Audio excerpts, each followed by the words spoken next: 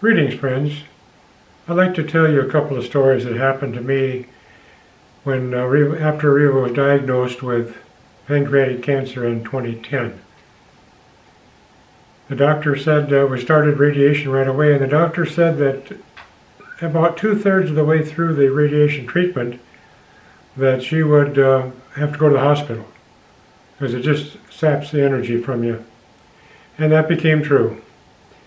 As she was in the hospital, I would go up there quite often, as usual.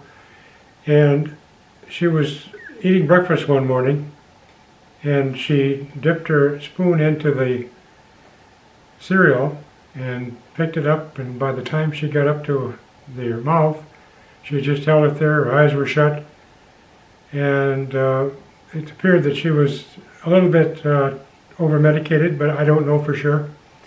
But I talked to the doctor, and I went home and thinking that I didn't have much time left with her.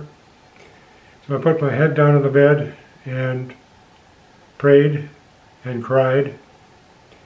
And after I was done praying, I felt a sharp touch on my head and a circle of energy. In my mind's eye, I saw a circle of energy around my head like a hula hoop type, coming down through my body, out my feet. When it exited my feet, I felt this amazing, not of this world peace in my body. It was just amazing. Didn't last very long, but it was quite an experience. In telling this story, several people have said it was probably a hug from God. And I kind of believe that. I think that's true. As time went on, then she kept fighting it and was able to lead a fairly normal life except for the weekly trips to the chemo place. And she fought it for 3 years and 3 months. During that time, she wanted me to continue swimming, and I swim laps, and I spent about 20 to 30 minutes in there, and every lap I swam, I would pray, taking the Bible verse to pray continuously quite to heart. So after my swim, one day, I always went into the steam room, and in the steam room, I opened the door. It was a glass door. There was a man there sitting on the bench right in front of the door who was of Mediterranean descent, had a beard, and a short haircut. The most beautiful green eyes I've ever seen. I looked him in the eyes, and he, of course, looked me in the eyes, and I sat down. And I didn't say anything, which I wish I had of, but I didn't. He sat there for a minute or two, and then he got up and went out. And as I watched him walk away from the steam room through the glass door, he vanished. Gone. Just, I didn't see him. He was gone. And I said, my goodness, what have I seen? Well, I knew then and there that I had seen Jesus, and he sat next to me, and I sat next to him, I should say.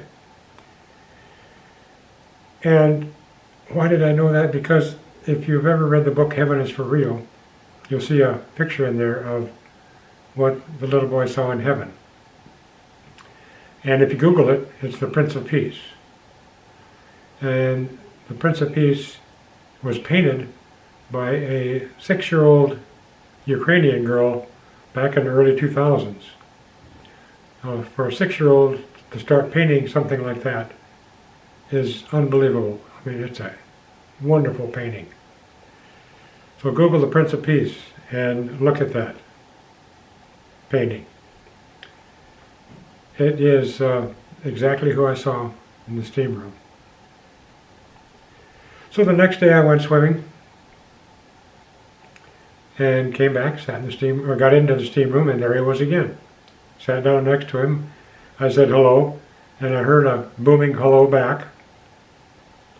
And that's all I said to him. And again, I didn't feel it was my choice to talk.